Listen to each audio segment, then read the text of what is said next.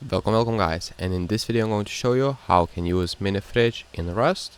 So what you'll need to have is like small battery, then a solar panel to power the small battery, and then a cable and basically a mini fridge. So let's put the mini fridge down, and as you can see it is perfect for storing some items. And to turn it on, what you'll need to do is basically first power up the battery.